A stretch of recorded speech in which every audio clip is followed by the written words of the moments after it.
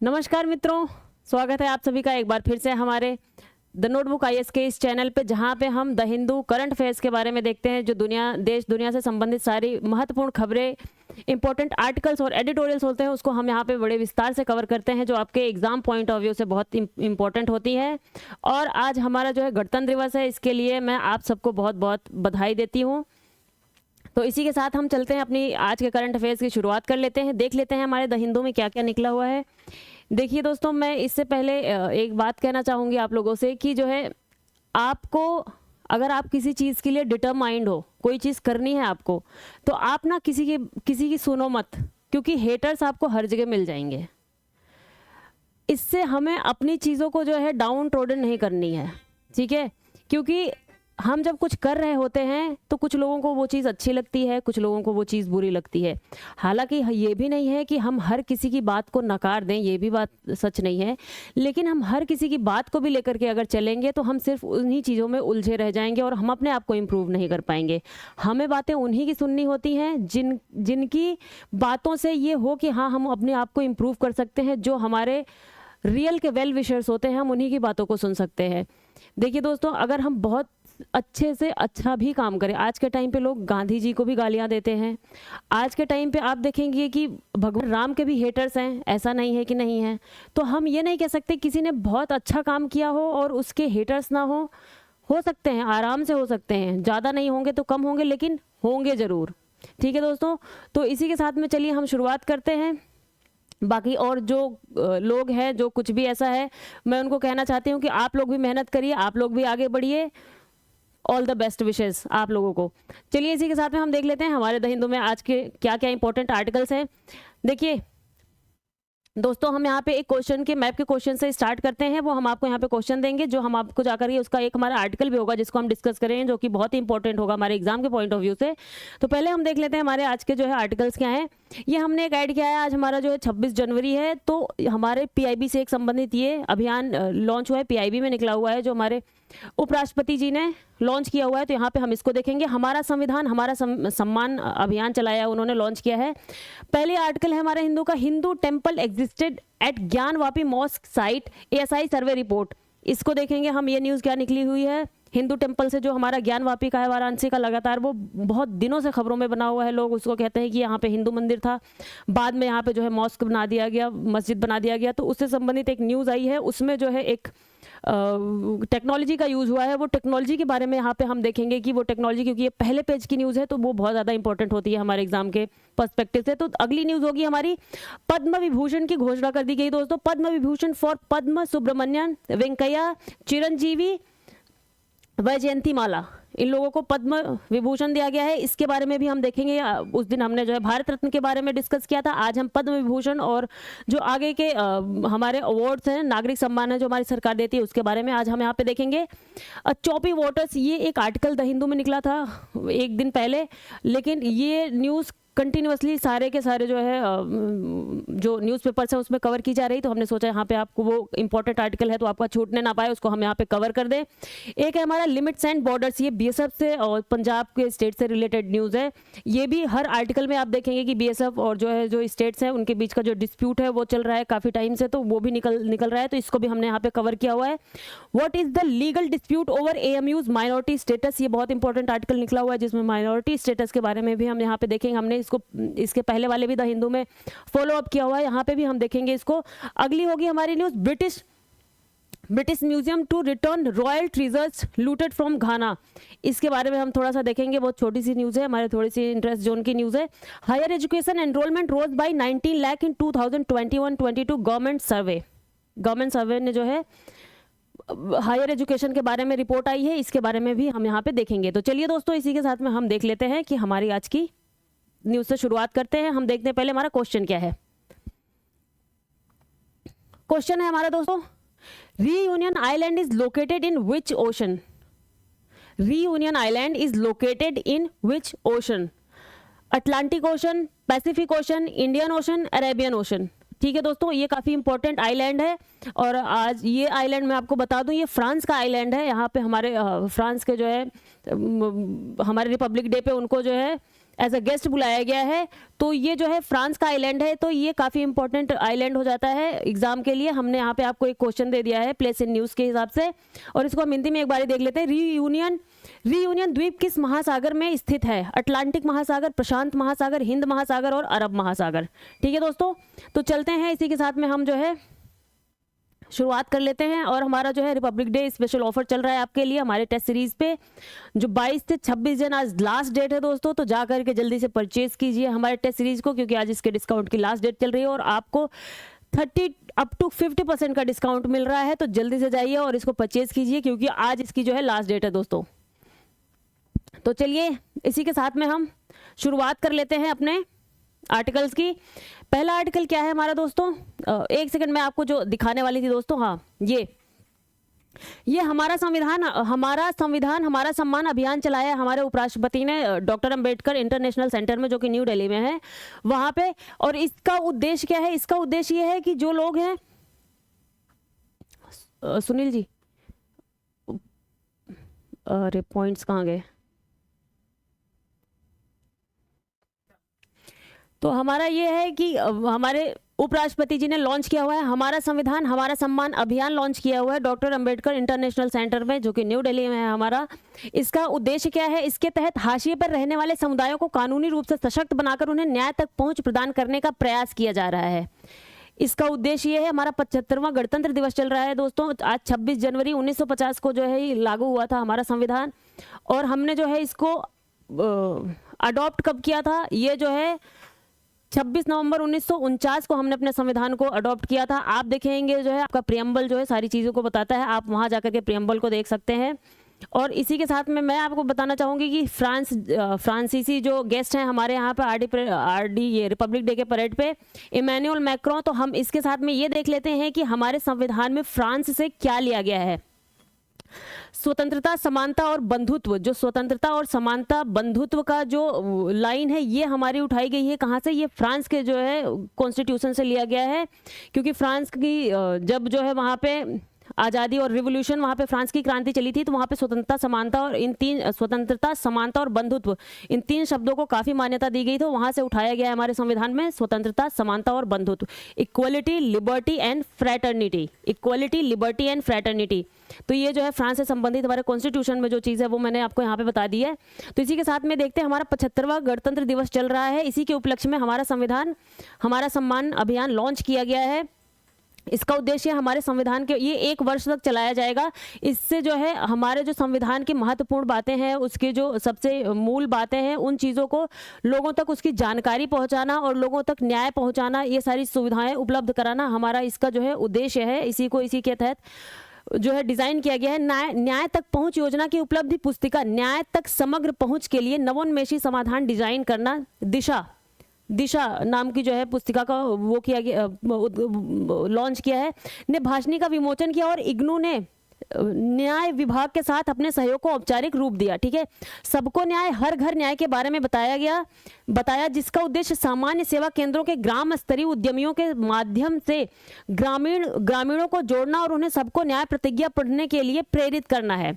न्याय सहायक जो आकांक्षी जो हमारे जिले हैं उनमें जा करके सारे लोगों को वहाँ पे जागरूक करना और बताना और उनको न्याय की सहायता पहुँचाना सारे लोगों को उनके तक, इसका सारा उद्देश्य है, जिससे कि जो हमारे संविधान का लाभ है उसके जो आदर्श रूप है वो हर किसी तक जो है पहुँच सके, हर लोग हमारे संविधान के बारे में जाने, जो हमारे खुद की कंट्री के लोग हैं। क्योंकि लोग देखिए बहुत से लोग हैं जिनको मालूम भी नहीं कि हमारे संविधान में प्रॉपर उनके अधिकार और उनके राइट्स दिए क्या गए हैं, जबकि अगर प्रॉपर तरीके से हमारे संविधान की जानकारी किसी को हो तो उसका जो है शोषण करना मुश्किल हो जाएगा। तो इसी के तहत जो है इसको जो है प्रमोट किया जा रहा है दोस्तों। तो चलिए हम आगे चलते हैं अपने नेक्स्ट आर्टिकल की तरफ। पहला आर्टिकल हमारा क्या है, जैसा कि मैंने आपको बताया, ज्ञानवापी मॉस्क जो है, ज्ञानवापी जो मस्जिद है उसका केस लगातार चल रहा है, बहुत टाइम से चल रहा है। लोगों ने वहाँ पे क्लेम किया कि जो ज्ञानवापी मस्जिद है उसकी जगह पे जो है हमारा हिंदू मंदिर हुआ करता था, जैसा कि आपने बाबरी मस्जिद जहाँ पे हटाई गया, वहाँ पे अयोध्या का मंदिर बन चुका है। उसी के चलते यहाँ पे भी बाद में जाकर लोगों ने यहाँ पे भी क्लेम किया और जो है कहा कि ज्ञानवापी मॉस्क जो है मस्जिद जो है इसके नीचे हमारा मंदिर था। यहाँ पे फिर जो है जो हमारा आर्कियोलॉजिकल सर्वे ऑफ इंडिया है, जो पुरातत्व सर्वेक्षण विभाग है, उन्होंने जाकर के यहाँ पे आर्कियोलॉजिकल सर्वे किया। वो भी किस चीज़ से किया? जीपीआर। ये हमारे लिए यहाँ पे ये टर्म क्या इंपॉर्टेंट है दोस्तों, जो मैं आपको बताना चाहूँगी। जीपीआर, सॉरी, जीपीआर, इसको क्या कहते हैं? Ground penetrating radar. Ground penetrating radar, इसी के माध्यम से उन्होंने वहां पे सर्वे किया है, इसी रडार के माध्यम से, जहां से उन्होंने पता लगाया और कहा है कि हम ऐसा कह सकते हैं कि वहां पे पहले जो है कोई हिंदू मंदिर मौजूद था। और उसको जो है कब?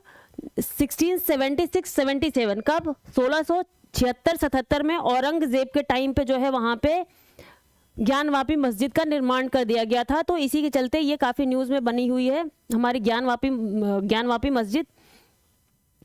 कोर्ट में लोग पहुंचे हुए हैं। तो चलिए दोस्तों, इसको हम देख लेते हैं कि ये जिस जो है ग्राउंड पिनिट्रेटिंग रडार से वहां पे सर्वे किया गया है, तो ये रडार पहले पेज पे पहले न्यूज़ है, तो ये हमारे लिए इंपॉर्टेंट है। तो हम इस टेक्नोलॉजी को देख लेते हैं कि ये टेक्नोलॉजी है क्या।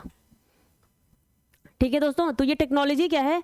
Ground penetrating radar, GPR, is a geophysical method that uses radar pulses to image the सब surface.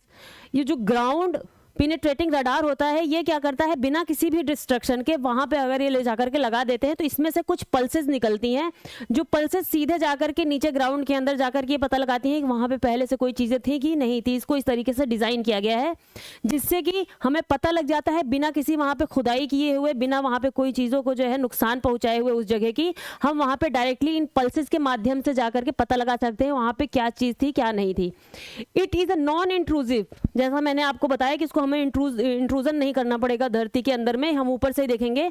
It is a non intrusive method of surveying the सब surface to investigate underground utilities such as concrete, कोई concrete अंदर है उसको हम देखेंगे है कि नहीं है, एस्फॉल्ट, मेटल्स, पाइप्स, केबल्स और मैसनरी, ये सारी चीजों को हम वहां पे इन्वेस्टिगेट करते हैं कि वहां पे पहले से कोई चीज थी कि नहीं थी। This non destructive method uses electromagnetic radiation. ये किस चीज का यूज करके पल्सेस को वहां पे भेजता है? ये भेजता है इलेक्ट्रोमैग्नेटिक रेडिएशन के माध्यम से वहां पे पल्सेस को भेजता है, फिर वहां से उसको जो है इंफॉर्मेशन मिलती है। In the microwave band, electromagnetic radiation in the microwave band UHF VHF frequencies में, UHF VHF फ्रीक्वेंसीज में ये जो है इलेक्ट्रोमैग्नेटिक रेडिएशन जो है माइक्रोवेव बैंड में भेजता है of the radio spectrum and detects the reflected signal from सब सरफेस स्ट्रक्चर्स। ये जो है electromagnetic radiation in the microwave band में भेजता है वहां पे, और वहां से ये पता लगाता है कि वहां पे क्या चीजें थी क्या नहीं चीजें थी, जिससे हमें वो सब सरफेस लेवल से जो है हमें सिग्नल्स प्राप्त होते हैं। GPR can have application in a variety of media. देखिए, this is a very important fact कि जीपीआर को हम कहाँ पे किन जगहों पे यूज कर सकते हैं। ये ऑप्शंस में क्वेश्चन हो सकते हैं हमारे पास कि जीपीआर को हम किन किन जगहों पे यूज कर सकते हैं। यहाँ पे हमने जैसे न्यूज़ देख ली कि ये ASI में जो है आर्कियोलॉजिकल सर्वे ऑफ इंडिया ने इसका यूज किया है वहाँ पे पता लगाने के लिए। तो यहाँ पे देखेंगे कि और कौन कौन सी जगहों पे कर सकते हैं, जैसे इंक्लूडिंग रॉक, पत्थर पे भी हम कर सकते हैं, सॉइल, जमीन पे, आइस हो जहाँ पे बर्फ है वहाँ पे भी हम इसका यूज कर सकते हैं, fresh water, pavement and structures, इन सब जगहों पे यहाँ पे इसका हम एप्लीकेशन कर सकते हैं। रॉक, सॉइल, आइस पे भी ये हमें ध्यान देना, ice, fresh water, rock, pavement and structures. ठीक है दोस्तों, in the right conditions practitioners can use GPR to detect subsurface objects, changes in material properties and voids and cracks. ठीक है दोस्तों, इन द राइट कंडीशंस, हम सही तरीके से उसमें जो है कोई क्रैक हो या सारी चीजें हैं उनको वहां पे हम पता लगा सकते हैं कि उसके अंदर में क्या है। और यहाँ पे हमें जो है जीपीआर से किसी चीज की तोड़ फोड़ नहीं करनी पड़ेगी, डायरेक्टली हम पल्सेस के माध्यम से, अपने रडार के माध्यम से वहां से इंफॉर्मेशन को, सिग्नल्स को हम बैक वापस ले सकते हैं और हमें पता चल जाएगा कि वहां पे कुछ है कि नहीं है, जिसके बाद हम आगे के काम को अपना कर सकते हैं। तो ये जीपीआर से संबंधित न्यूज थी जिसको मैंने आपको बता दिया है दोस्तों कि ये इसमें ये इंपॉर्टेंट चीजें हैं और यहाँ कहाँ पे यूज किया जा सकता है, ये कौन सी जो है वेव्स के माध्यम से, कौन सी पल्सेस के माध्यम से ये वहां से सिग्नल्स को लेता है, ये मैंने आपको बता दिया है। तो इसी के साथ में हम अपने अगले आर्टिकल की तरफ चलते हैं। ये भी आज का काफी इंपॉर्टेंट आर्टिकल है। देखिए, पद्म विभूषण फॉर पद्मा सुब्रमण्यम, वेंकैया, चिरंजीवी, वैजयंती माला, इन लोगों को जो है पद्म विभूषण अवार्ड दे दिया गया है अभी। तो हम यहाँ पे देखेंगे कि पद्म विभूषण अवार्ड के बारे में और पद्म भूषण और पद्मश्री। देखिए हमारे 4 जो नागरिक सम्मान है, सबसे वरिष्ठ नागरिक सम्मान है, वो कौन कौन से हैं। एक हमारा भारत रत्न हो गया, जैसा आपने देखा कि कर्पूरी ठाकुर जो बिहार के सीएम रहे थे उनको देने की बात कही गई है। उसके बाद में अभी घोषणा की गई हमारे पद्म विभूषण की, और फिर होता है पद्म भूषण, और फिर होता है उसके सबसे नीचे पद्मश्री होता है। ठीक है दोस्तों, तो पहले नंबर पे हमारा भारत रत्न आता है, ये सेकंड हाईएस्ट जो है हमारा नागरिक सम्मान है। किसी भी असैन्य क्षेत्र में काफी उत्कृष्ट कार्य करने के लिए दिया जाता है ये पद्म विभूषण अवार्ड। और यहाँ पे इन लोगों को दिया गया है, देखिए former vice president M Venkaiah Naidu को दिया गया है पद्म विभूषण। एक्टर चिरंजीवी उनको दिया गया है, and Vyjayanthi Mala, actor 2 actor को दिया है, चिरंजीवी और वैजयंती माला बाली, एंड भरतनाट्यम डांसर पद्मा सुब्रमण्यम, ये भी इंपॉर्टेंट है, पद्मा सुब्रमण्यम को दिया गया है। हमारे आर्ट एंड कल्चर के पेपर में आप देखेंगे कि जब प्री में क्वेश्चंस आते हैं तो किसी का नाम दे दिया जाता है और हमसे पूछा जाता है कि ये कौन से डांस से बिलोंग करती है। तो यहाँ पे ये ध्यान रख लीजिए कि पद्मा सुब्रमण्यम किस चीज़ की डांसर हैं, वो है डांसर किसकी, भरतनाट्यम की। भरतनाट्यम जो है हमारा क्लासिकल डांसेज में से एक है। हमारे कितने क्लासिकल डांसेज है दोस्तों, हमारे पास क्लासिकल डांसेज है 9, ठीक है, उन्हीं में से एक है। आपको बताना है छाऊ जो है, छाऊ नृत्य जो होता है, छाऊ डांस जो होता है, वो हमारे क्लासिकल जो है डांस का पार्ट है कि नहीं। जो हमारे क्लासिकल डांस है, शास्त्रीय नृत्य हैं, उनका पार्ट है कि नहीं छाऊ डांस, और ये कहाँ से बिलोंग करता है ये आपको बताना है, और उसकी जो है विशेषताएं क्या होती हैं, ये प्रीवियस ईयर क्वेश्चन में आया हुआ प्रश्न है दोस्तों। ठीक है, तो ये 9 डांसेज होते हैं हमारे क्लासिकल, उन्हीं में से है एक है हमारा क्या, भरतनाट्यम। ये कहाँ का है, ये है आपका तमिलनाडु का। भरतनाट्यम तमिलनाडु का है, Tamil Nadu. This is a important fact. कौन है ये, पद्मा सुब्रमण्यम। ये मैंने आपको यहाँ पे जो मेन था वो मैंने बता दिया। चलिए इसके आगे हम देख लेते हैं कि ये अवार्ड्स के बारे में थोड़ा हमें जानकारी ले लेनी चाहिए। देखिए दोस्तों, पद्म पुरस्कारों की घोषणा प्रतिवर्ष गणतंत्र दिवस 26 जनवरी को की जाती है। ये कब की जाती है पद्म पुरस्कारों की घोषणा, हर बारी जो है जब भी 26 जनवरी होती है तब हम इसकी घोषणा करते हैं। देते हालांकि 1-2 महीने बाद है, जैसे हम फरवरी मार्च तक देंगे इस अवार्ड को, लेकिन घोषणा हम कब कर देते हैं, 26 जनवरी को। इसको हमने कब स्थापित किया था, 1954 में स्थापित, 1954 में।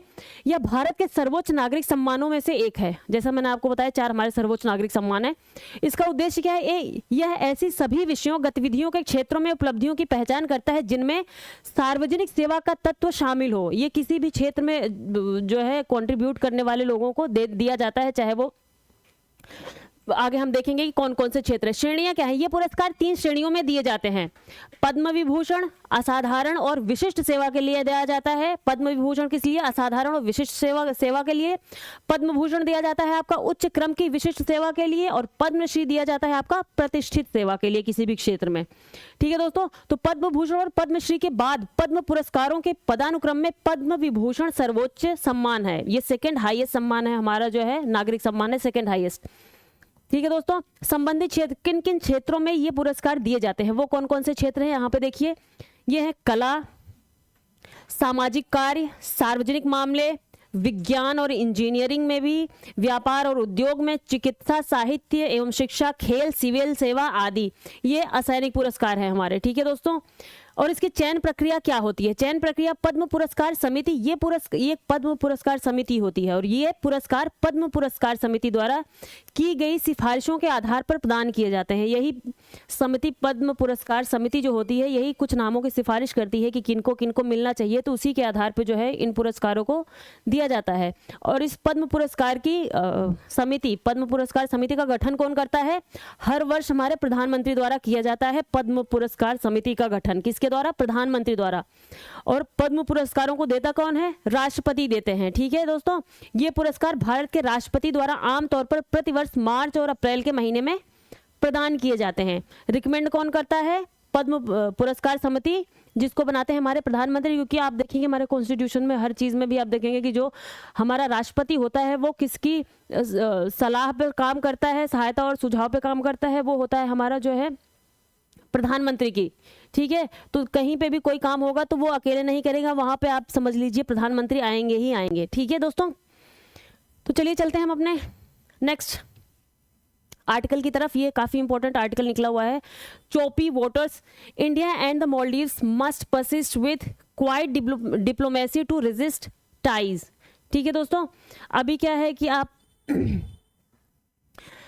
मालदीव में जो है मोहम्मद मुइज़ू जो है वहाँ के प्रेसिडेंट बन चुके हैं, नई सरकार आ चुकी है। हमेशा क्या होता था कि जब भी मालदीव में कोई नई सरकार, नई गवर्नमेंट का गठन होता था तो सबसे पहले वो विजिट कहाँ करते थे, वो इंडिया में विजिट करते थे। ये एक तरीके की ट्रेडिशन थी, एक तरीके की परंपरा थी।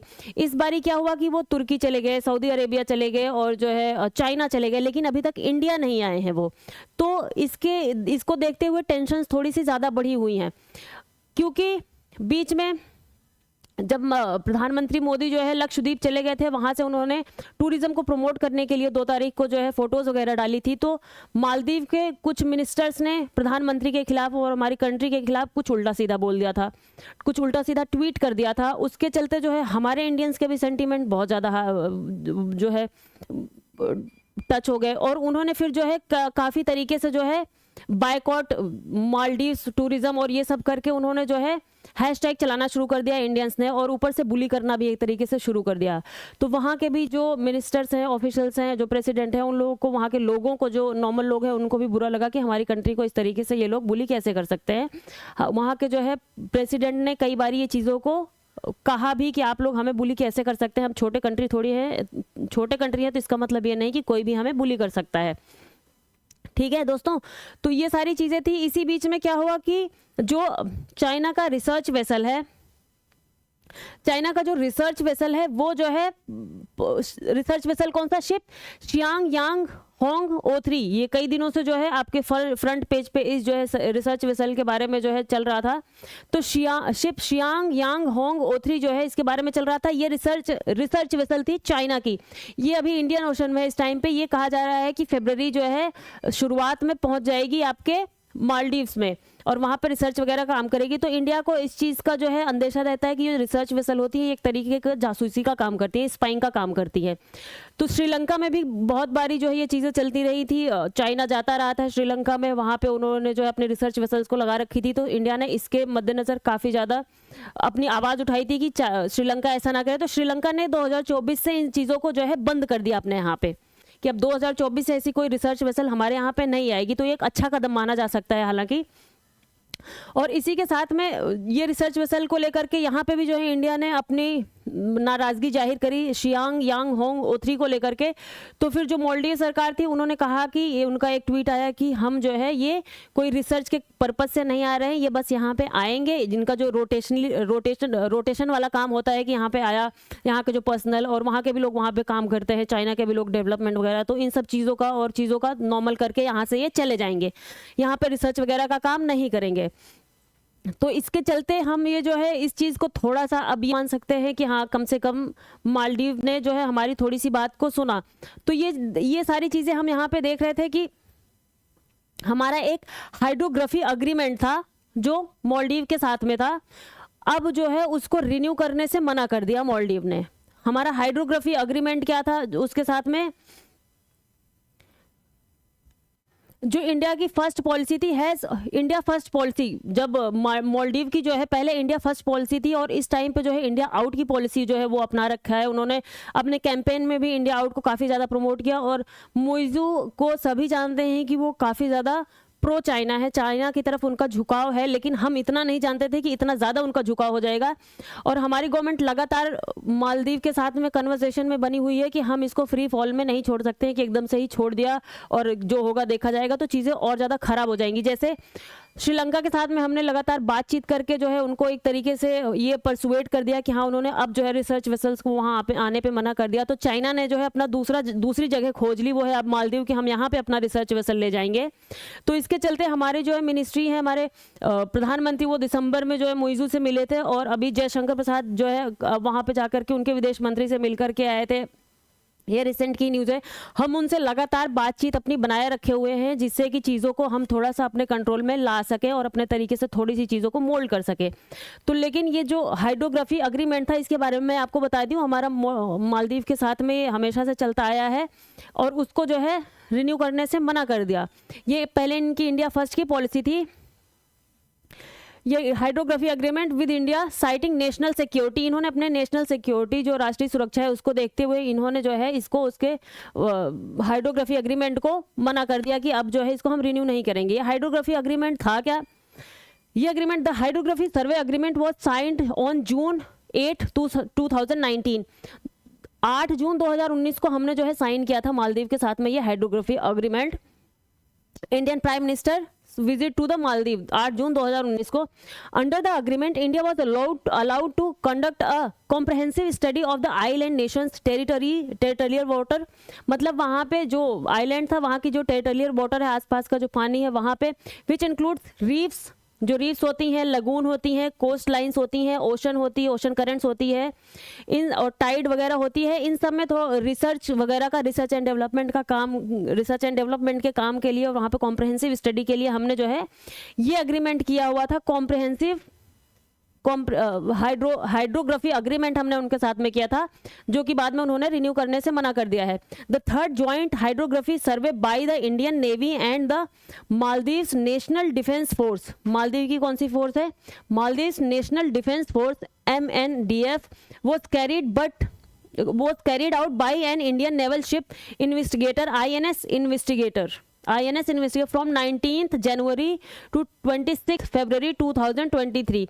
जो सबसे लास्ट की जो है हमारी इनके साथ जॉइंट हाइड्रोग्राफी सर्वे था वो था हमारा 19 जनवरी 19 से 26 फरवरी 19 जनवरी से लेकर के 26 फरवरी 2023 तक था। उसके बाद से फिर से इन्होंने मना कर दिया अब जो है कि हम इसको रिन्यू नहीं करेंगे। तो ये सारी चीज़ें थी इस जो है आर्टिकल से रिलेटेड। यहाँ पे मैंने आपको बता दी कि हम लगातार उनसे बात में बने हुए हैं, जिससे कि हम चीज़ों को थोड़ा सा, और ये अच्छी न्यूज़ है हमारे लिए कि उन्होंने ट्वीट किया कि अब ये शियांग यांग होंग O3 जो है अब रिसर्च के तौर पे नहीं आ रहा है, दूसरे तरीके से आ रहा है। आप जानते ही हैं कि चाइना कुछ ना कुछ तकरीबें और तिकड़म लगा करके, क्योंकि हम भी एक जो है ग्लोबल इकोनॉमी बने हुए हैं और हम एक सुपर पावर बनने की सोचते हैं कि हाँ इन फ्यूचर बनेंगे, तो हमें इन चीज़ों को टैकल तो करना आना ही चाहिए। और हम अपने ये शॉर्ट टर्म इमोशंस के चलते जो है किसी चीज़ को ख़राब नहीं कर सकते। वो भी खास करके हमारी नेबरहुड फर्स्ट की पॉलिसी रहती है, जो हमारे आसपास के पड़ोसी देश है उनके साथ हमारे संबंध ज़्यादा अच्छे हो, क्योंकि सभी जानते हैं, हर कोई जानते हैं, आप भी अपने घर पे रहते हो, आप जानते हैं कि अड़ोसियों पड़ोसियों में अगर शांति रहती है तो आपके घर में भी शांति रहती है। अगर अड़ोसी पड़ोसी आपको पिंच ही करते रहेंगे, कुछ ना कुछ चीज़ों को लेकर के आपको परेशान ही करते रहेंगे, तो आप ज़्यादा परेशान हो जाएंगे। रादर देन कोई दूर का करेगा तो उसने से आप ज़्यादा परेशान नहीं होंगे, लेकिन जब आपका पड़ोसी करेगा, क्योंकि वो आपके बगल में रहता है, वो आपके साथ प्रॉब्लम क्रिएट कर सकता है। तो इसी को देखते हुए हम जो है अपने नेबरहुड फर्स्ट पॉलिसी को लेकर के आए हुए हैं। तो चलिए इसी के साथ मैंने आपको ये आर्टिकल बता दिया, काफ़ी इंपॉर्टेंट आर्टिकल था जो यहाँ पे था। तो अब हम आगे बढ़ते हैं दोस्तों, अपने अगले आर्टिकल की तरफ देखते हैं हमारा अगला आर्टिकल क्या कहता है। ये मैं आपको मैप में दिखा देती हूँ सारी चीज़ों को। देखिए ये रहा आपका, मैंने आपको अभी क्वेश्चन जो दिया हुआ है वो रीयूनियन आइलैंड से दिया हुआ है। देखिए दोस्तों ये आपका इंडियन ओशन है, this is our Indian Ocean, और ये रहा आपका रीयूनियन आइलैंड। ये किसका है? ये फ्रांस का है। ये है आपका रीयूनियन आइलैंड, ये है मॉरिशस, ये है मेडागास्कर। मेडागास्कर से लगभग 200 मील के आसपास जो है ये रीयूनियन आइलैंड है यहाँ पे। और ये रहा आपका मालदीव, ये रहा हमारा लक्षद्वीप, ठीक है।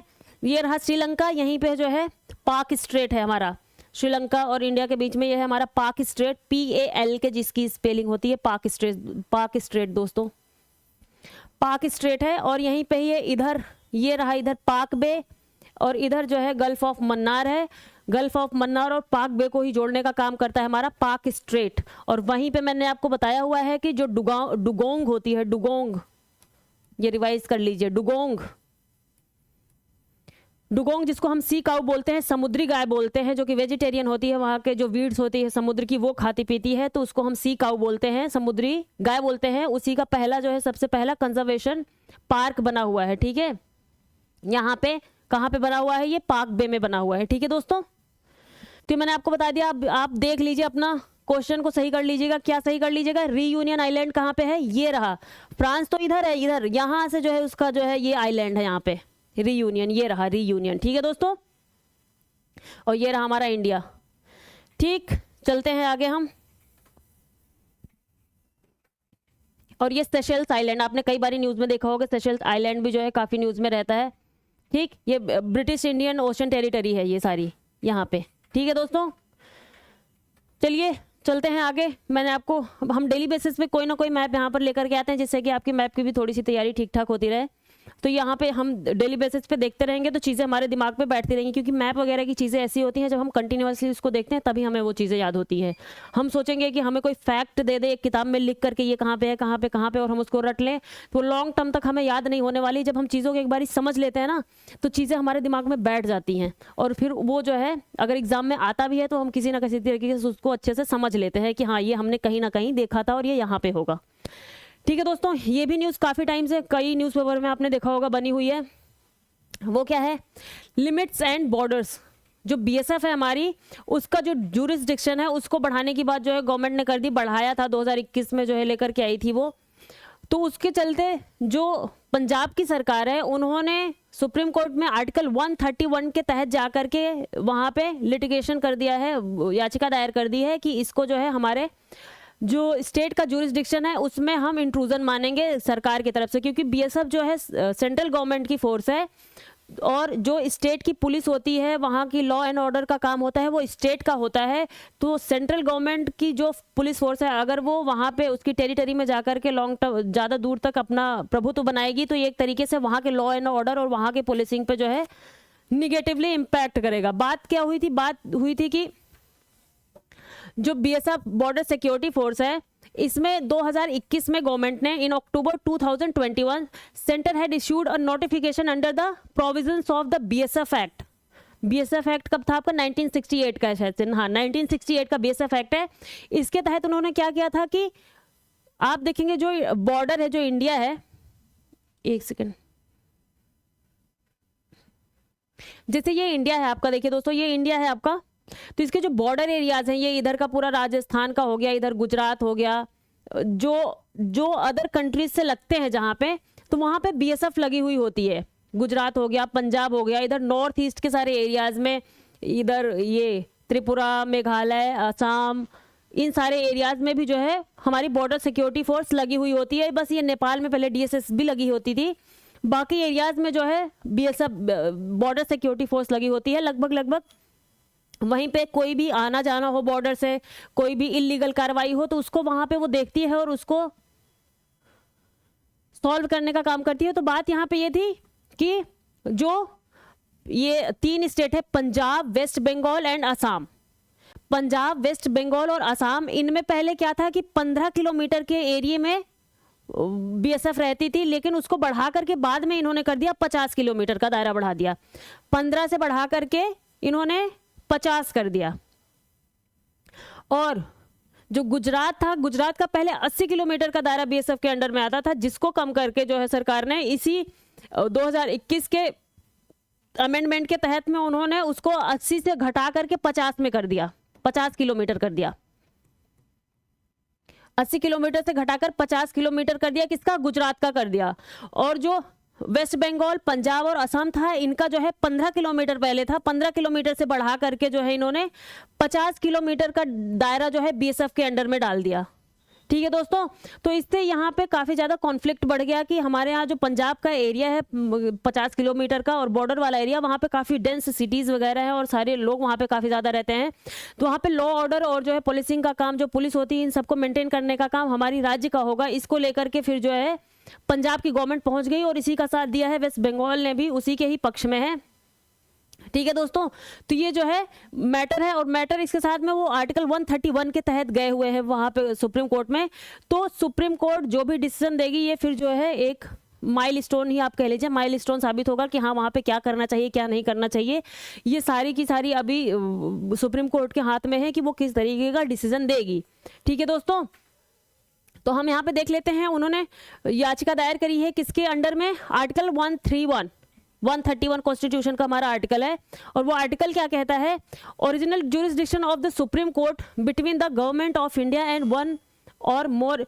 जो आर्टिकल 131 है कॉन्स्टिट्यूशन का, ये हमारा मूल न्यायाधिकार है सुप्रीम कोर्ट का। कुछ ऐसे अधिकार होते हैं जो सिर्फ और सिर्फ अगर कुछ भी हमारे कंट्री में प्रॉब्लम होती है तो वो सिर्फ और सिर्फ सॉल्व कौन करेगा, वो हमारी सिर्फ सुप्रीम कोर्ट सॉल्व करेगी। तो उसमें क्या आता है कि अगर हमारी केंद्र सरकार या फिर राज्य सरकार के बीच में कोई विवाद होता है, पहली चीज हो गई 131 के अंदर में आएगी, जिसको सॉल्व करने का अधिकार सिर्फ और सिर्फ हमारे सुप्रीम कोर्ट का होगा। दूसरी चीज क्या हो गई कि कोई दो आपस में ही दो राज्यों के बीच में कोई विवाद हो गया, वो भी सुप्रीम कोर्ट में जाएगा। तीसरी बात हो गई कोई हमारी गवर्नमेंट है और दो राज्य अलग से अलग अलग पक्षों में हैं, तो उसमें भी कोई विवाद हो जाता है तो वो भी जो है सीधे सीधे हमारे सुप्रीम कोर्ट के पास में जाएंगे। तो ठीक है दोस्तों, तो यहाँ पे मैंने आपको ये सारी चीज़ें बता दी कि क्या क्या न्यूज़ थी, और ये आर्टिकल 131 के तहत गए हैं, तो ये आर्टिकल हमारे लिए इंपॉर्टेंट हो जाता है। वो मैंने आपको यहाँ पे आर्टिकल का डिस्कशन कर दिया है, और ये सारी चीज़ें जो हमारे बीएसएफ से रिलेटेड थी वो यहाँ पे हमने बता दी। और बीएसएफ में बात ये भी कही गई गवर्नमेंट की तरफ से कि बीएसएफ हमारी वहाँ पे चीज़ों को सीज कर सकती है, जो बॉर्डर के एरियाज़ हैं वहाँ पे कोई स्मगलिंग करता है, कोई इलीगल काम करता है, तो वहाँ पे बीएसएफ उसको रोक सकती है, और लेकिन उसको फिर उठा करके दे देती है जो स्टेट की पुलिस होती है, फिर आगे की जो कार्यवाही होती है वो पुलिस ही करती है। तो इसमें इतनी ज़्यादा प्रॉब्लम की बात नहीं है, लेकिन जो है स्टेट की गवर्नमेंट्स हैं वो कह रही हैं कि हमारे जो पावर्स जो है स्टेट के पावर्स बटे हुए हैं, जो पुलिस आती है, पुलिस और लॉ एंड ऑर्डर आता है स्टेट का, वो आता है राज्य की सूची में। तो गवर्नमेंट एक तरीके से इनडायरेक्टली हमारे इस जो है जो हमारा ये पावर है स्टेट का, इसमें जो है इंट्रूजन कर रही है। तो ये सारा आर्टिकल था। अभी इसमें जो है जो भी सुप्रीम कोर्ट जो है डिसीजन देगी वो आएगा, तो वो हम देखेंगे यहाँ पे दोस्तों, ठीक है। चलिए चलते हैं हम अपने अगले आर्टिकल की तरफ। ये आर्टिकल मैंने आपको बता दिया, what is the legal dispute over AMU's minority status.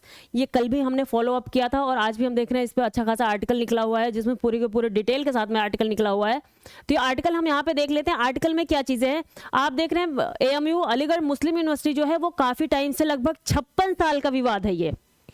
57 years long dispute, ये 57 वर्ष का लंबा विवाद चल रहा है अलीगढ़ मुस्लिम यूनिवर्सिटी की माइनॉरिटी स्टेटस को लेकर के।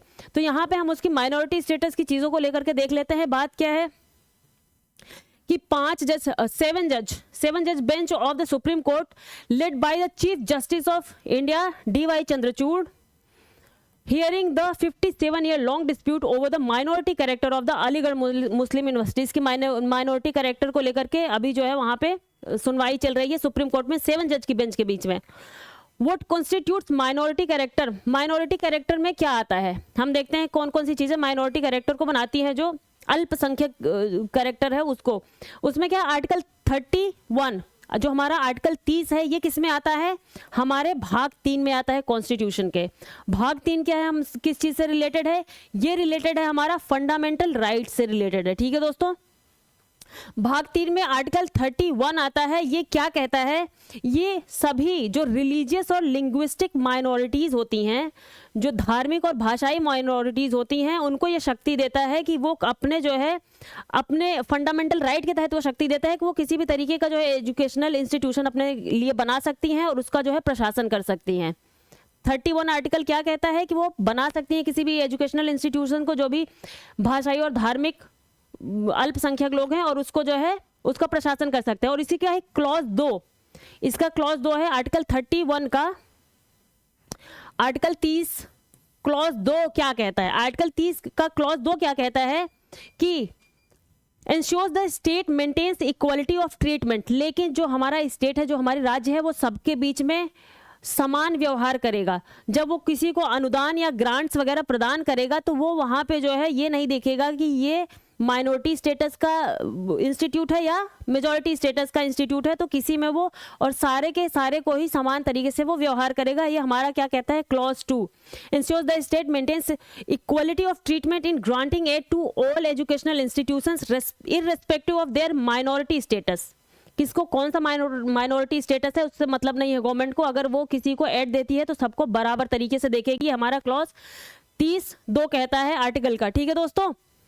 तो अब ये सारी बात हुई थी। अब इसके बाद क्या हुआ कि this includes educational institutions at all level from primary schools to professional. ये जो प्राइमरी स्कूल से लेकर के जो प्रोफेशनल जो हायर एजुकेशन तक के जो यूनिवर्सिटीज वगैरह हैं, कॉलेजेस हैं, उन सबको इंक्लूड करता है ये एड और ग्रांट्स वाला आर्टिकल 30(2), इन सभी को ये इंक्लूड करता है। और चाहे वो ST, SC, STC, OBC किसी के भी हो, और इसके तहत क्या हुआ, इसके तहत क्या होता है कि ये सारे जो इंस्टीट्यूशंस थे, जो माइनॉरिटीज इंस्टीट्यूशंस थे, ये जो SC ST and OBC reservations in both admissions and employment, इन्होंने जो है SC ST और OBC को जो है रिजर्वेशन देना शुरू कर दिया एम्प्लॉयमेंट और जो है वहाँ पे एजुकेशन में। जैसे अलीगढ़ मुस्लिम यूनिवर्सिटी है, तो वहाँ पे बीच में 2005 में उन्होंने जो है मेडिकल के लिए लगभग 50% सीटों को जो है रिजर्व कर दिया था मुस्लिम कम्युनिटीज़ के लिए, ठीक है, कि सिर्फ 50% पे जो है सिर्फ और सिर्फ मुस्लिम्स लोग ही वहाँ पे एलिजिबल होंगे वहाँ पे अप्लाई करने के लिए। तो हमारे पास एक केस आया था TMA Pai foundation, this is a very important case and this is a very important judgment. ये है दोस्तों, कहाँ गया, TMA पाई फाउंडेशन, 2000 का केस है। TMA पाई फाउंडेशन में यहाँ पे लिख देती हूँ, TMA पाई फाउंडेशन। ये कब आया था? 2002 में आया था ये केस, ठीक है, 2002 में ये केस आया था। इसमें जो है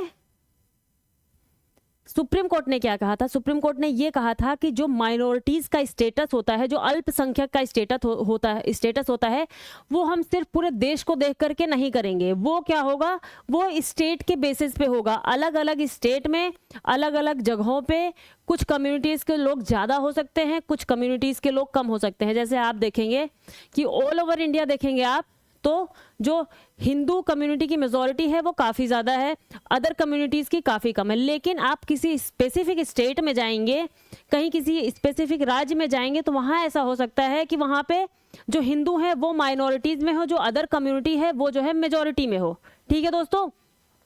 तो हम जो है स्टेट के बेसिस पे आइडेंटिफाई करेंगे कि कौन सी कम्युनिटी मेजॉरिटी में है, कौन सी कम्युनिटी माइनॉरिटी में है, ठीक है दोस्तों। तो ये TMA पाई फाउंडेशन ने जो है इस चीज़ की नींव रखी कि ये जो है हम स्टेट के बेसिस पे पता करेंगे कि कौन सी कम्युनिटी माइनॉरिटी में है, कौन सी मेजॉरिटी में है। कोई कम्युनिटी सेंटर में मेजॉरिटी में हो सकती है और वो जो है स्टेट में माइनॉरिटी में हो सकती है, तो उस स्टेट में उसको जो है सारी माइनॉरिटीज़ वाली सुविधाएं मिलेंगी। ये बात थी, ये TMA पाई फाउंडेशन ने कही थी, ठीक है।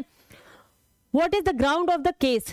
केस का ग्राउंड क्या है? 1877 में सर सैयद अहमद खान ने जो है मुस्लिम मोहम्मडन एंग्लो ओरिएंटल कॉलेज की स्थापना की, ठीक है, मुस्लिम्स के एजुकेशन के सुधार के लिए और उनको जागरूक करने के लिए, इस्लाम को प्रोटेक्ट करने के लिए और मुस्लिम एजुकेशन में सुधार के लिए उन्होंने जो है इस एंग्लो ओरिएंटल कॉलेज की स्थापना करी थी 1877 में।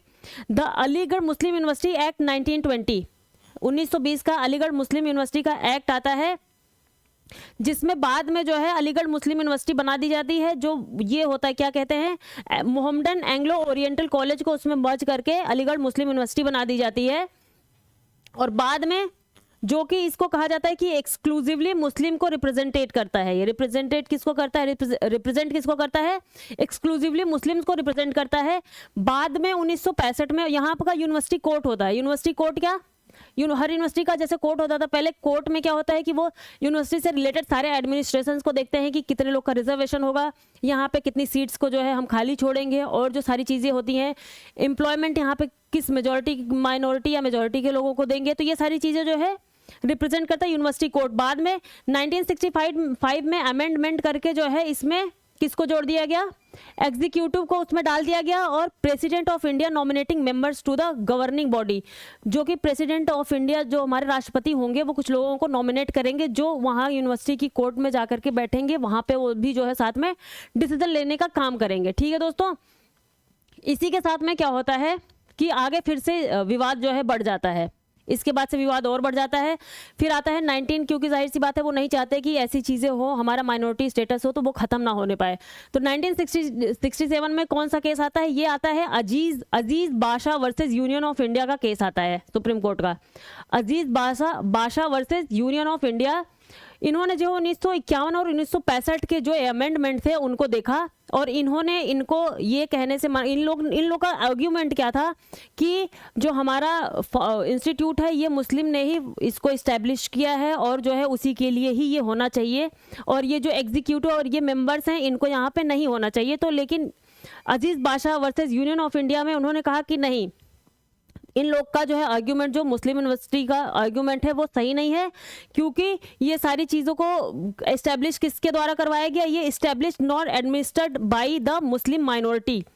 इन्होंने क्या कहा, जो 5 जज बेंच थी हमारी, उन्होंने क्या अपहेल्ड किया कि रीजन क्या दिया इनकी बातों को मना करने के लिए कि that AMU neither established nor administered by the Muslim minority highlighting the acts enactment through the central legislation. जो ये एक्ट का इनैक्टमेंट था, ये सेंट्रल लेजिस्लेशन हमारी जो केंद्रीय विधायिका है, संसद के माध्यम से इसमें सुधार और संशोधन करके लगाया गया था। तो आप ये नहीं कह सकते कि ये सारा का सारा सिर्फ माइनॉरिटीज का है। ये जो है अजीज बाशा वर्सेस यूनियन ऑफ इंडिया में ये 1967 में कहा हमारी सुप्रीम कोर्ट ने। इसके बाद फिर बात और ज़्यादा बढ़ती है, लोग बवाल करने लग जाते हैं, काफ़ी ज़्यादा प्रोटेस्ट करने लग जाते हैं। तो फिर से 1981 में जो है एएमयू का एक्ट आता है 1981 का, जिसमें उसको माइनॉरिटी का स्टेटस दे दिया जाता है हमारी सेंट्रल लेजिस्लेचर के माध्यम से, केंद्रीय विधायिका के माध्यम से 1981 का एक्ट आ जाता है और उसको फिर से माइनॉरिटी का स्टेटस दे जाता है। इतनी जो है लड़ाई झगड़े के बाद में ये यहाँ तक की बात हुई दोस्तों। उसके बाद क्या हो जाता है कि 2005 में एएमयू जो है रिजर्वेशन, जो पोस्ट ग्रेजुएट मेडिकल सीट्स होती हैं उसमें 50% सिर्फ और सिर्फ जो है मुस्लिम को रिजर्व करने की बात वो लोग कहते हैं, और जिसको बाद में इलाहाबाद हाई कोर्ट जो है उसको खत्म कर देता है इस चीज़ को कि नहीं, आप ऐसा नहीं कर सकते हैं। ये जो है अल्ट्रा वायर्स है, अल्ट्रा वायर्स मतलब beyond the power, you know. ये देखिए, ये अल्ट्रा वायर्स इसका हिंदी में मतलब क्या होता है, मतलब इसका है बियॉन्ड द पावर, आपके क्या कह सकते हो, आपकी अधिकारातीत, जो आपके अधिकार के परे हो, अधिकारातीत। देखिए यहाँ पे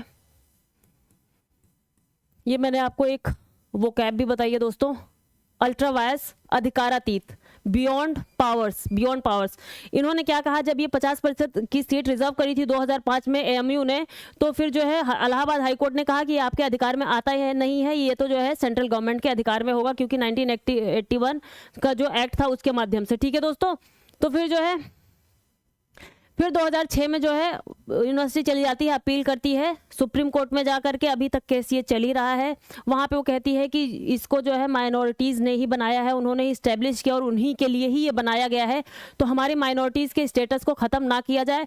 फिर 2016 में क्या करती है, जो हमारी सेंट्रल गवर्नमेंट है वो उसके अगेंस्ट में होती है, लेकिन वहाँ से 2016 में सेंट्रल गवर्नमेंट अपने केस को खींच लेती है, वहाँ से हट जाती है उस केस से, ये कहते हुए कि ये जो है कोई भी इसको माइनॉरिटी इसका स्टेटस नहीं है, ये कहते हुए वो अपने आप को जो है इस केस से हटा लेती है कि हम इनको माइनॉरिटी स्टेटस देने से मना कर देंगे। तो यही चीज़ अभी तुषार मेहता जो गवर्नमेंट की तरफ से सुप्रीम कोर्ट में पेश हुए थे, उन्होंने कह दिया कि हम 1981 का जो माइनॉरिटी स्टेटस वाला एक्ट था उसको हम नहीं मानते हैं। तो सुप्रीम कोर्ट ने कहा कि आप जो है संसद की बनाए हुए कानून को ऐसे नहीं कह सकते, ये बहुत ज़्यादा रेडिकल हो जाएगा कि आप सीधे सीधे कह दें कि हम आपके जो है बनाए हुए कानून को मानेंगे नहीं, क्योंकि हमारी जो संसद है वो सुप्रीम है और वो जो है कोई भी गवर्नमेंट आए या जाए संसद हमेशा बनी रहती है। ठीक है दोस्तों, तो ये जो है सुप्रीम कोर्ट ने ये चीज़ें कही थी और अभी ये केस चल रहा है। अब इसमें देखना है कि जो सुप्रीम कोर्ट है वो क्या डिसीजन देता है। जो भी डिसीजन देगा हमारा सुप्रीम कोर्ट, वो सारे के ही सारे जो माइनॉरिटी स्टेटस और जो उनके मिले राइट्स हैं उन पे सब पे लागू हो जाएगा। तो ये बहुत ही ज़्यादा माइलस्टोन डिसीजन होने वाला है सुप्रीम कोर्ट का, जिससे ये पता चलेगा कि जो माइनॉरिटी स्टेटस है उनमें जो है आगे की राह क्या होगी। तो ये सारा केस था जो मैंने आपको यहाँ पे बता दिया है एएमयू और माइनॉरिटी स्टेटस से रिलेटेड। यहाँ पे आपको जो है मेन इंपॉर्टेंट चीज़ें जो थी आर्टिकल 31 बता दिया है मैंने आपको, पार्ट 3 में आता है, और आर्टिकल 30 का जो है क्लॉज 2 भी मैंने आपको बता दिया है। और यहाँ पे जो है अलीगढ़ मुस्लिम यूनिवर्सिटी की स्थापना 1877 में मोहम्मडन एंग्लो ओरिएंटल कॉलेज के नाम से हुई थी, उसको किया था सर सैयद अहमद खान ने। और वो जो है किस लिए किया था उन्होंने, मुस्लिमों को जो है उनकी जो शिक्षा का पिछड़ापन था उसको हटाने के लिए और जो है इस्लाम के वैल्यूज़ को बढ़ाने के लिए उन्होंने इसकी स्थापना की थी। तो चलिए दोस्तों, ये हमारा इंपॉर्टेंट आर्टिकल था जो यहाँ पे मैंने खत्म कर दिया है। और देखिए अभी एक रिपोर्ट आई हुई है, higher education enrolment rose by 19 lakh in 2021-22 government survey. Government का सर्वे क्या है, हमारा ये all India survey on higher education. ये सर्वे निकालती है हमारी मिनिस्ट्री ऑफ एजुकेशन निकालती है। कौन सा सर्वे है, ऑल इंडिया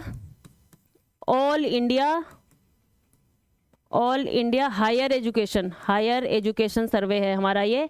इसका शॉर्ट फॉर्म क्या होता है? आइशे, AISHE, ठीक है, ऑल इंडिया हायर एजुकेशन सर्वे। ठीक है दोस्तों, 2020-21 निकाला हुआ है।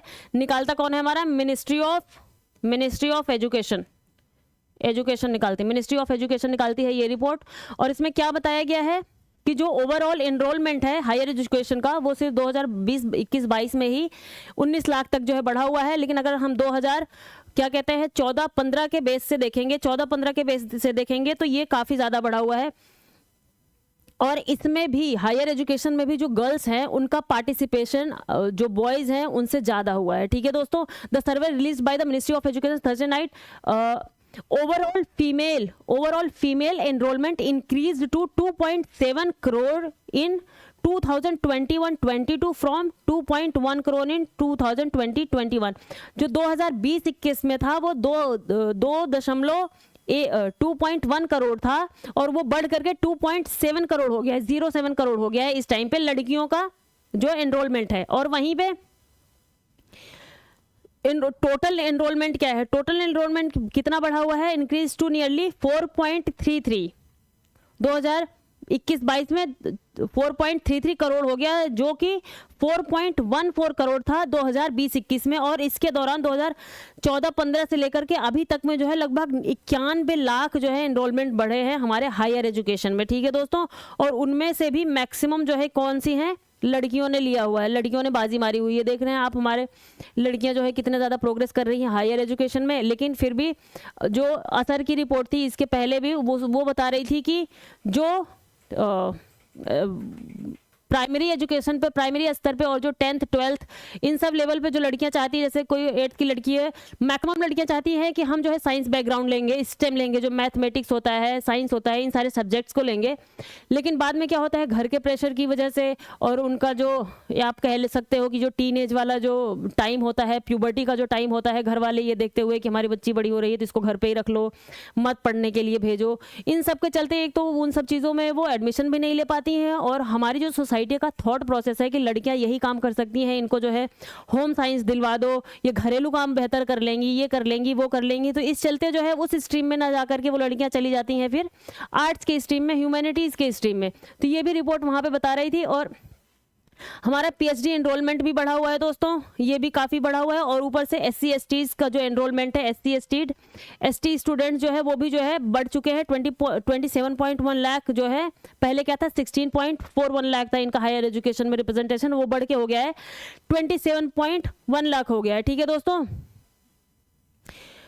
ठीक, तो ये सारी काफ़ी ज़्यादा इसमें जो मेन आपके डेटा थे वो मैंने आपको यहाँ पे बता दिया कि लड़कियों का काफ़ी ज़्यादा बढ़ा हुआ है और लड़कों की अपेक्षा, और 91 लाख जो है एनरोलमेंट बढ़ा है। तो ये आर्टिकल था, आप इसको एक बारी देख लीजिएगा। इसके फैक्ट्स को आपको याद करना हो तो कहीं पे आप एक छोटी सी डायरी बना करके रख सकते हैं, या जो आपको फैक्ट्स यहाँ से प्रोवाइड होते रहे तो वो आप अपने पेपर के हिसाब से पेपर 1 2 3 ऐसा करके बना के रख लीजिए, या फिर आप ऐसे बना के रख लीजिए सब्जेक्ट वाइज की, इकॉनमी, पॉलिटी, ज्योग्राफी, हिस्ट्री, ऐसे करके आप जो है एक सेक्शन बना लीजिए किसी एक डायरी में, जहाँ पे आपको कहीं पे भी छोटा मोटा फैक्ट मिलता है तो उसको आप नोट डाउन करते जाइए, जो कि आपके मेंस में काफ़ी काम आ जाएगा। ठीक है दोस्तों, तो चलते हैं, हम बढ़ते हैं, इसके आगे देखते हैं अगला आर्टिकल क्या है। ये मैंने आपको बता दिया, all India survey on higher education, higher education का सर्वे होता है, मिनिस्ट्री ऑफ एजुकेशन करवाती है ये।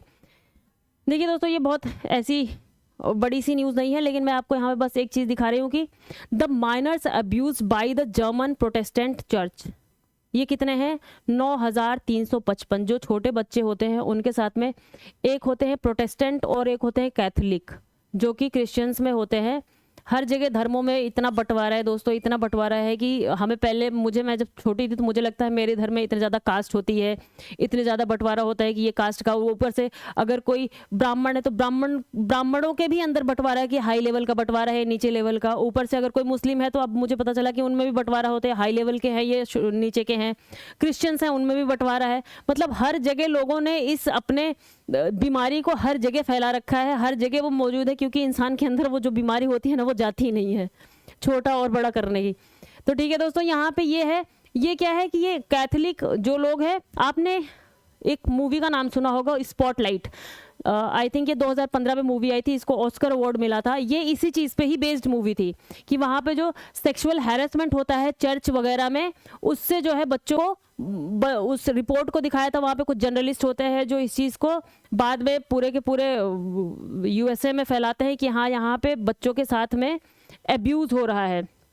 तो चर्च वगैरह में ये काफ़ी अब्यूज़ होते हैं, और वहाँ पे ये देखिए 9,355 बच्चों के साथ में the report commission by Protestant church in Germany in 2022 is the first study, ये पहली स्टडी है into sexual abuse of children in the EKD since the end of world war second. जब वर्ल्ड वॉर सेकेंड 1945 में हुआ है उसके बाद से लेकर के ये पहली ऐसी रिपोर्ट इन्होंने ऑथेंटिक रिपोर्ट निकाली है जिसमें इन्होंने माना है कि church in Germany, Protestant church in Germany, ठीक है दोस्तों, जिनमें इन्होंने खुद माना है कि 9,355 बच्चों का जो है सेक्सुअल अब्यूज़ किया गया है उनको।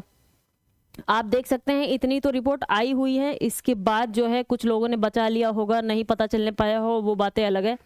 लोगों के दिमाग में कितना कचरा हो सकता है। एक न्यूज़ ये भी है, इसी के चलते हम सोच रहे हैं कि अपना कोहिनूर मंगवा लेते हैं दोस्तों, लेकिन मुझे लगता है वो कभी आने वाला नहीं है। हालांकि मुझे ऐसा कहना नहीं चाहिए, मुझे पॉजिटिव रहना चाहिए, आ भी सकता है। अगर हर चीज़ हो रही है तो वो भी चीज़ हो सकती है।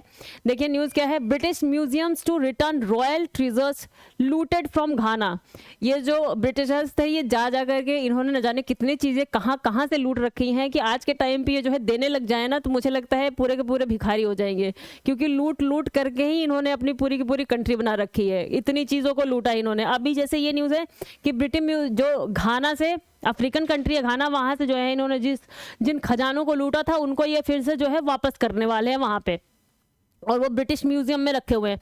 The British Museum and the Victoria and Albert Museum will give back gold and silver artefacts looted during colonial times from Ghana's Assinate Royal Court.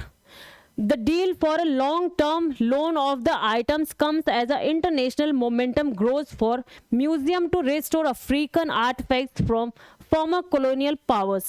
उनका जो है घाना ने अब ये लॉन्च किया है कि हम जो है जितने भी लोग हमारे यहाँ से जो चीज़ें लूट करके ले गए हैं हम उनको फिर से वापस लाएंगे। तो इसी के तहत उन्होंने इनसे कहा होगा, तो अब ये जो है इनके जो वहाँ से खजाना लूटा था ब्रिटिशर्स ने वो वापस करने वाले हैं। तो हम भी इसी बात पे कहेंगे कि हमारा भी खजाना वापस कर दो। लेकिन हमारे यहाँ से इतना ज़्यादा खजाना ले गए ना कि वापस करते करते जो है इनकी नानी याद आ जाएंगी और कभी वापस भी नहीं कर पाएंगे। इतने सालों तक कोई इतने सैकड़ों साल तक किसी को लूटेगा तो दोस्तों वो एक दिन में या एक साल में उन चीज़ों को वापस कर सकता है। ऊपर से जो मेंटल टॉर्चर किया, जो फिजिकल टॉर्चर किया लोगों को, वो तो कभी वापस नहीं किया जा सकता। तो इसी बात पे ये सारे हमारे आर्टिकल्स थे जो मैंने आपको बता दिया है दोस्तों। आज का रीयूनियन आइलैंड वगैरह को आपको मैंने बता दिया कि हमारा जो रीयूनियन आइलैंड है वो कहाँ पे है, वो हमारे इंडियन ओशन में है। मैंने आपको मैप भी सारा का सारा दिखाया है यहाँ पे। तो इसी के बाद में दोस्तों यहाँ पे हम अपने इस आर्टिकल और इस द हिंदू की श्रृंखला को अभी के लिए ख़त्म कर रहे हैं। नेक्स्ट वाले में मिलेंगे हम आपसे। और देखिए हमारे यहाँ पे फाउंडेशन बैच चल रही है जो कि दोनों ही लैंग्वेज में चल रही है, बाइलिंगुअल लैंग्वेज में है, बेसिक टू एडवांस चल रही है। ये क्लास 6 to 12 चल रही है, 6 से लेकर के 12वीं तक का आपको जो है एनसीईआरटी यहाँ पे पढ़ाया जाएगा। तो आप जाकर के हमारे इस क्लास को ज्वाइन कर सकते हैं और इस बेसिक फाउंडेशन का फ़ायदा उठा सकते हैं, क्योंकि हमारे जो है प्रिपरेशन के दौरान आप यूपीएससी यूपीपीसीएस की प्रिपरेशन कर रहे होंगे तो उसमें जो है बेसिक्स को पढ़ना बहुत ही ज़्यादा ज़रूरी हो जाता है। और कुछ लोग ऐसा बोल भी रहते हैं कि बेसिक्स पढ़ना चाहिए, तो मैं उनको भी कह रही हूँ कि आप लोग भी जाकर के ये बेसिक्स का कोर्स ज्वाइन कीजिए, आपकी बेसिक्स मजबूत हो जाएंगी दोस्तों, ठीक है। तो इसी के साथ में हमारे पास एक आर का टेस्ट सीरीज भी चल रहा है जो कि 60 टेस्ट आपको मिलेंगे 75 रुपये में, खाली सिर्फ और सिर्फ 75 रुपये में मिलेंगे, जो कि आपको दोनों ही मीडियम बाइलिंगुअल मिल जाएगा, ऑनलाइन और ऑफलाइन भी ये मिल जाएगा। ये हिंदी और इंग्लिश दोनों में है और आप जाकर के इसका फ़ायदा उठा सकते हैं। आपका आर का एग्ज़ाम एकदम से बेहद ही करीब है, तो आप जल्दी से जल्दी चाहिए हमारे इस टेस्ट सीरीज़ को परचेज़ कीजिए और आप इस पर अपना पूरा ट्रस्ट कर सकते हैं। ऑफलाइन देना है तो आप ऑफलाइन दीजिए। इसी के साथ में अगर आप 30 टेस्ट लेंगे हमारे यहाँ पे तो आपको ये मिलेगा सिर्फ और सिर्फ 51 रुपये का। ये भी आपको हिंदी और इंग्लिश दोनों मीडियम में मिलेगा, ऑनलाइन ऑफलाइन मोड दोनों पर ही मिलेगा। तो आप जाइए जल्दी से जल्दी, अपनी तैयारी को बेहतर बनाइए और मजबूत करिए। तो इसी के साथ में दोस्तों चलते हैं, विदा दीजिए। हमारे नोटबुक आईएएस चैनल को लाइक शेयर और सब्सक्राइब कीजिए, देखते रहिए। आपको यहाँ पे सारी सारी देश दुनिया से संबंधित खबरों को हम यहाँ पे डेली बेसिस पे लाते रहेंगे और आपको बताते रहेंगे। हमारे यहाँ पे और भी ढेर सारे कोर्सेज चल रहे हैं, आप उनको भी जाकर के देख सकते हैं और अपनी तैयारी को मजबूत कर सकते हैं। तो चलिए दोस्तों इसी बात पर हमें इजाज़त दीजिए। खाते पीते रहिए, मस्त रहिए, गणतंत्र दिवस को मनाइए। बहुत बहुत धन्यवाद आप लोगों का।